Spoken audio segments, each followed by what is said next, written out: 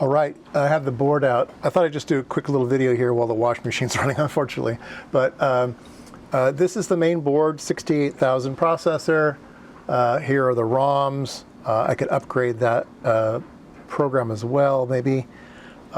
We have the two, this is the lower RAM. So this is battery backed up RAM. There's extra RAM you can put in the thing. And then down here is where the cal data is stored. So these are all non-volatile. Unfortunately, these guys are not on sockets. They are soldered down.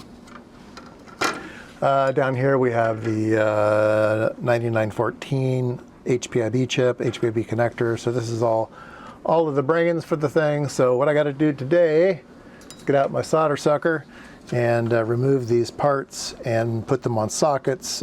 Back up the RAM that has the cal data in it. So that's what I'm doing today. Maybe order some parts. All right, so I had a memory error. I think it said RAM low 1 or something like that. And it has to do with, I've showed this on other videos, but if you haven't seen them, this is ROM. So ROM is stable, but then there's some RAM chips. But these are fancy RAM chips that were in here. So these two RAM chips were in place, and I did a video on these before, where there's actually a battery in here and a little IC underneath that does the swapping between, if you have voltage, then it runs off the voltage you've got. And if you don't have voltage, then this kicks in and keeps the memory intact. So that's non-volatile over, these are guaranteed to between 5 years and 10 years, depending on the model of the Dallas part. These are 10-year parts. So one of these was giving errors. And then there's a different one. These are 2K by 32, and this is a 2K by 8, I think, something like that. And so this has the cal data in it, okay? And it also is non-volatile cal data. Now, the very first thing I did was to have to unsolder everything. So I had to unsolder these things. They weren't on sockets, believe it or not, because they know these things are going to go bad. But anyway, they were not on sockets. So the very first thing I did was take this part, run over to my EEPROM programmer and dump its contents. So I have the cal data. So I dumped the cal data out, and then I went back to make sure my file was correct. So I was going to do a verify between the file and the part, and the programmer said error, and I thought, what do you mean error? It's just doing a verify. That seems weird.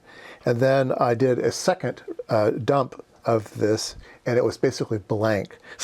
So between reading it out and reading it out a second time, it had gone bad. I don't think I did anything wrong, but anyway, I do have two of these boards, right? I have two machines, so I have a different board. And these parts, the ones on this board, are dated 1988.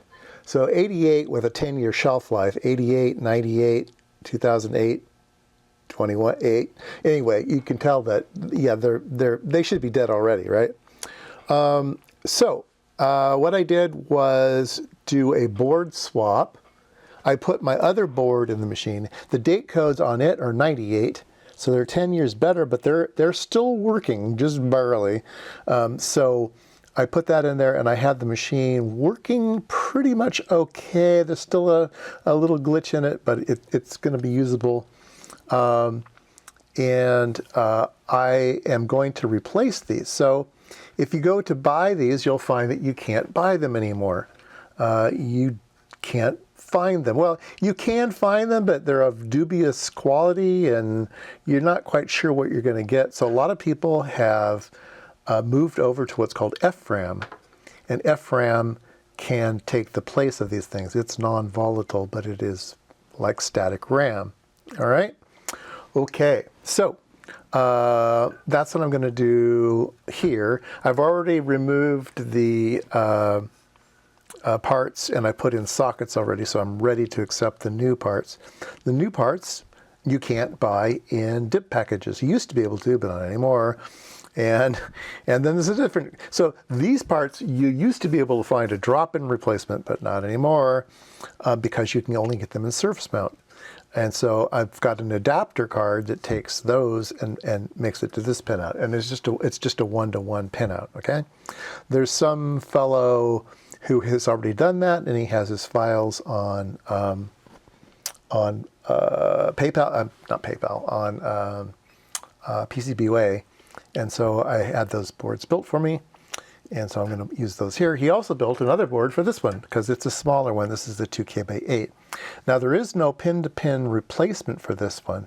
So the daughter card that goes on here actually has to scramble a few of the pins and allows you to use a larger part and throw away some of the address lines and stuff to go into here. Anyway, so that's where I am right now. Like I said, I do have the other board in the machine, and it does seem to be working. I'll show that in the next video of the quality of the state of it right now. And while I'm waiting for parts in the mail.